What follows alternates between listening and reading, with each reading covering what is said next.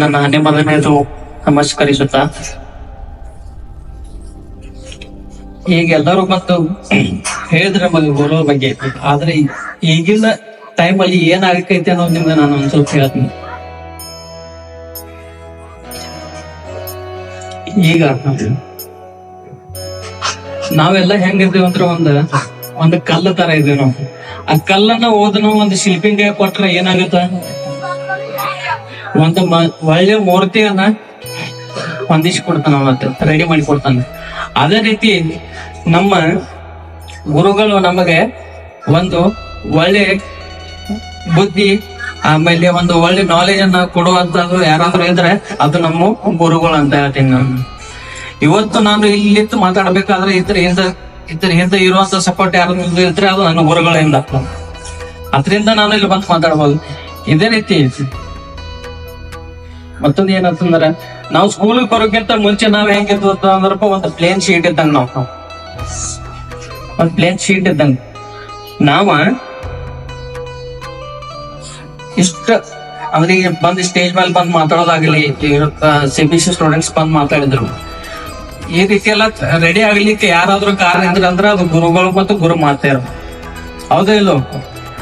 ಅವ್ರಿಗೆ ಎಷ್ಟು ಇಂಪಾರ್ಟೆನ್ಸ್ ಕೊಡ್ಬೇಕಾದ್ರೆ, ಈಗಿನ ದುನಿಯಾ ಒಳಗೆ ಏನ್ ನಡೆದೈತಿ ಅಂದ್ರಪ್ಪ, ನಮ್ಮ ಟೈಮ್ದಾಗ ನಾವು ಕಲಿಯೋ ಟೈಮ್ದಾಗ ನಮ್ಮ ಸರ್ಗಳು ಅಥವಾ ನಮ್ಮ ಟೀಚರ್ಗಳು ನೋಡ್ತಿದ್ರು, ನಾವು 50 ಫೂಟ್ 60 ಫೂಟ್ ದೂರ್ಲಿತ್ತು ನಮಸ್ಕಾರ ಮಾಡಿ ಇರ್ತಿದ್ವು. ಆದ್ರೆ ಈಗಿನ ಹುಡುಗರ ಹಂಗಿಲ್ಲ. ಬಂತಂದ್ರ ಸರ್ ಬಂತಂದ್ರ ಅಪ್ಪ ಸರ್ ಅದ ಎದಿಬಿಷನ್ ಇಡೋದು, ಕಾಲರ್ ಎಬಿಷನ್ ಇಡೋದು. ಇದು ಈ ರೀತಿ ಆಗುವಂತ ಕಾರಣ ಯಾರಪ್ಪ ಅಂತಂದ್ರ ಗುರುಗಳಲ್ಲ. ಯಾಕಂದ್ರ ಮೊದಲು ಹೆಂಗ್ ಇರ್ತಿರ್ತಂದ್ರ ಒಬ್ರು ಸರ್ ಯಾರಾದ್ರು ಯಾಕೋ ಹೊಸ ಅಂದ್ರ ಗಪ್ ಅಂತಿದ್ವು ನಾವು. ಆದ್ರೆ ಈಗಿನ ಒಳಗೆ ಹೆಂಗೈತಂದ್ರ, ಯಾರೋ ಒಬ್ರು ಸರ್ ಒಬ್ರು ಅವಾಜ್ ಮಾಡಿದ್ರ ನೀವು ತೋಳಿ ಎರ್ಸಿ ಬಿಟ್ಟಿರ್ಬೇಕು. ಆ ರೀತಿ ಬಂದೈತಿ ಈಗಿನ ಸ್ಟೂಡೆಂಟ್ಸ್ ಒಳಗೆ ಬಂದೈತಿ. ಇದು ಯಾಕೆ ಬಂದೈತಿ ಅಂತಂದ್ರ, ಇದಕ್ ಮೇನ್ ಕಾರಣ ಯಾರಾದ್ರು ಪೇರೆಂಟ್ಸ್ ಕೂಡ ಅದೇ ರೀತಿ ಹೀಗೆ ವರ್ತನೆ ಮಾಡ್ತಾ ಇದಾರೆ. ಈಗ ಒಬ್ರು ಯಾರಾದ್ರು ಸರ್ ಬಂದ್ ಕೇಳಿದ್ರೆ, ಸರ್ ಮೊದಲು ಹೆಂಗ್ ಹೇಳ್ತಿದ್ರು ಅಂದ್ರೆ, ಬಂದ್ ಸ್ಕೂಲ್ ಒಳಗೆ ಹೆಂಗ್ ಹೇಳ್ತಿದ್ರು ಅಂದ್ರೆ, ನಾವು ಏನು ತಪ್ಪು ಮಾಡಿದ್ರೆ ನಾವು ಬಡೀರಿ ತಿಂತರಿ ಮಾಡ್ರಂತ ಹೇಳ್ತಿದ್ರು. ಆದ್ರೆ ಈಗ ಆ ರೀತಿ ಇಲ್ಲ. ಈಗ ಯಾವ್ದಾದ್ರು ಒಂದು ಸ್ಟೂಡೆಂಟ್ಸ್ ಗಳನ್ನ ಬೇದು ಹೊಡೆದು ಅಂದ್ರೆ ಅವ್ರು ಬಂದ್ ಜಗಳ ಕಲಿತ್ ಬಿಡ್ತಾರ ಗುರುಗಳ ಜೊತೆ.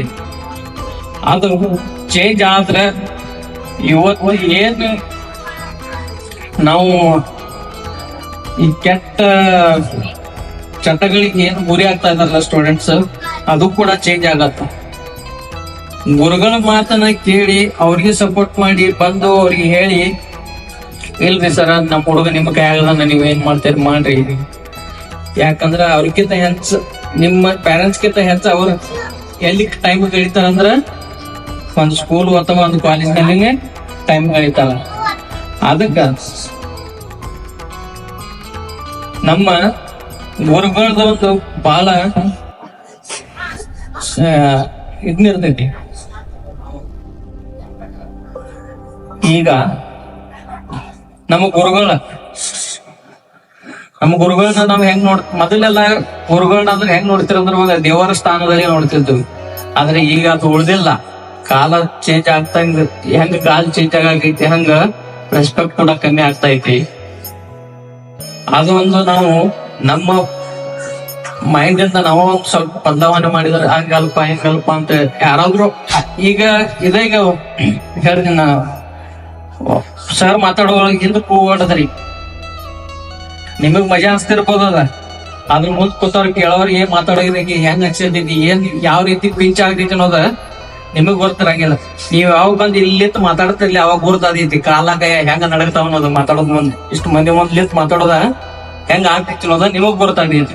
ಯಾರು ನೀವು ಹೂ ಹೊಡ್ಯಾಕಂತಿರ್ತಿರ್ಲ ಅವ್ರು ಬಂದ್ ಒಂದ್ಸರ್ತಿ ಲಿತ್ ಮಾತಾಡಿ ತೋರ್ಸ್ರಿ, ಅವಾಗ ನಾ ಒಪ್ಕೋತೇನಿ ನಿಮ್ಮ ಧೈರ್ಯನ.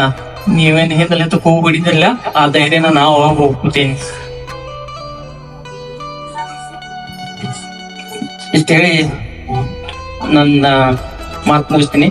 ಮತ್ತು ನನ್ನ ಎಲ್ಲ ಗುರುಗಳಿಗೆ ಮತ್ತು ಗುರು ಮಾತೆಯರಿಗೆ ಹಾಗೂ ನನ್ನ ಎಲ್ಲ ಪ್ರೀತಿಯ ಸ್ಟೂಡೆಂಟ್ಸ್ಗೆ ಗುರು ಪೂರ್ಣಿಮಾದ ಆರ್ಥಿಕ ಶುಭಾಶಯಗಳನ್ನು ಹೇಳ್ತಾ ನಾನು ಹೇಳಿದಂತ ಮಾತುಗಳನ್ನ ನೀವು ಪಾಲಿಸಿ ತಿಳ್ಕೊಳ್ತೀರಿ ಅಂತ ನಾನು ತಿಳ್ಕೊತೀನಿ. ಜೈ ಹಿಂದ್, ಜೈ ಕರ್ನಾಟಕ, ಜೈ ಶ್ರೀರಾಮ.